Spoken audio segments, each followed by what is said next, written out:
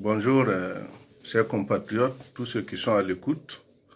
Et je voulais profiter de cette opportunité pour dire un grand merci à toutes les autorités des jeunes patriotes pour la paix. En hommage à M. Raouf Pafarnam, vraiment qui s'intéresse beaucoup à la jeunesse, à la lutte pour l'intégration et au patriotisme. Et je voulais profiter de cette opportunité pour lancer un appel à nos autorités burkinabées de bien vouloir s'intéresser à nos compatriotes qui vivent à l'extérieur, parce que tout le monde sait que de nos jours, c'est la diaspora qui sera la relève de la patrie. Et particulièrement ceux de l'Angola, la plus grosse épine que nous avons ici, c'est le problème de documentation. Le problème de documents qui fait que nous ne pouvons pas agir, nous ne pouvons pas vraiment intervenir en faveur de notre patrie, chère Burkina, comme il le faut. Et pour ce, je voulais interpeller nos autorités, les ministères de l'intégration, les ministères des relations extérieures et tous les ministères qui s'occupent vraiment de la diaspora, à bien vouloir mettre la main dans la pâte pour aider nos compatriotes angolais à vraiment sortir cette épine qui les ronge depuis très longtemps. Je veux essentiellement parler des problèmes de visa qui doit les permettre de travailler, de circuler librement, de faire des transactions bancaires afin qu'en tout cas ils puissent avoir des retombées pour le pays. Et cette opportunité des jeunes patriotes pour la paix, en tout cas qui vient en aide à la communauté burkinabé résidant en Angola, nous est une opportunité quand même de nous exprimer. Voilà, donc je voulais lancer aussi un appel à tous nos compatriotes résidents en Angola à se mobiliser comme un seul homme afin qu'ils soient entendus de partout dans le monde et particulièrement au niveau des autorités burkinabées pour que, en tout cas, notre problème soit solutionné le plus rapidement possible. Et l'engagement que nous avons pris ici, nous avons pris un engagement de vraiment soutenir les nouvelles autorités du pays.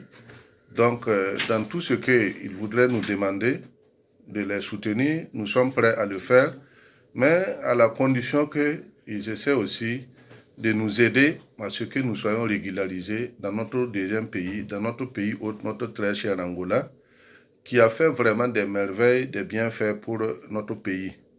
Donc, même si de nos jours, l'Angola traverse des crises, l'Angola était vraiment, a eu un temps où a été vraiment un pays de rêve de beaucoup de Burkinabés. Et notre communauté est forte de près de 3000 personnes, adultes, sans compter les enfants. Et si tout ce monde-là avait une régularisation, je crois qu'il y aurait des retombées pour notre cher Faso.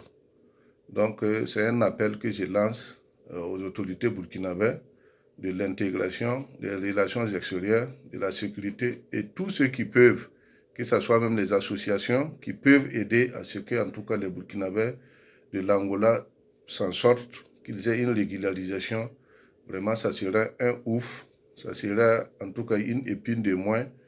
Et à ce jour, nous savons que les autorités angolaises ont un penchant pour le Burkina Faso. Du fait que le Burkina Faso, sur le plan agriculture, sur le plan élevage, le Burkina Faso a toujours donné un exemple à toute l'Afrique. Et à ce moment délicat, l'Angola a besoin du Burkina. Parce que l'Angola, c'est un pays de consommateurs. Malheureusement, ils ont tout. Mais ils comptent beaucoup sur le pétrole. Ils ont la forêt, ils ont l'eau, En tout cas, le paysage est très bon, tout en sachant que c'est les Burkinabés qui ont été les premiers à développer des pays tels que le Ghana, la Côte d'Ivoire, en café, cacao. Donc, si nos autorités pouvaient approcher les autorités angolaises pour permettre à nos compatriotes de montrer leurs expériences, leurs efforts, hein, d'intégrité dans ces pays-là. Je crois que cela va lancer une ouverture entre le Burkina et l'Angola. Et en ce moment où vraiment les autorités angolaises ont besoin du Burkina, je me dis que c'est le temps, c'est l'opportunité. Surtout que la graine de Sankara en germait. Vous savez que Sankara était le plus fervent défenseur de lutte contre l'apartheid, de lutte contre en tout cas la traite de toutes ses formes, que ce soit la soumission de l'Angola par les Portugais. Sankara a mené le combat jusqu'à ces derniers jours. Et nous, la jeune génération, qui sommes le germe que Sankara a semé, a poussé, et nous voulons vraiment montrer à ces autorités angolaises que le monsieur, hein, ce chef d'État qui s'est beaucoup engagé et qui a même emmené des hommes sur le sol angolais à défendre l'honneur de cette patrie, nous sommes encore engagés comme un seul homme derrière ces autorités angolaises. Et tout ce que ces autorités nous demanderont, nous serons en tout cas à leurs attentes pour triompher, pour que en tout cas le Burkina Faso soit reconnu, le Burkina Faso montre en tout cas que c'est un pays d'intégrité, c'est un pays d'hommes intègres, c'est un pays de travailleurs qui a toujours par le passé montré que vraiment c'est un pays qui est né de rien, qui n'a rien. Le sous-sol, les pauvres, ils n'ont pas de plus, mais ils ont toujours en tout cas pu s'en sortir. Donc mon mot vraiment de fin, c'est la solidarité des Burkinabés de l'Angola pour qu'ensemble nous puissions avoir un appui au niveau des autorités politiques, des associations comme le JPP, pour nous aider afin que nous ayons une régularisation le plus rapidement possible pour nous permettre en tout cas d'atteindre nos objectifs.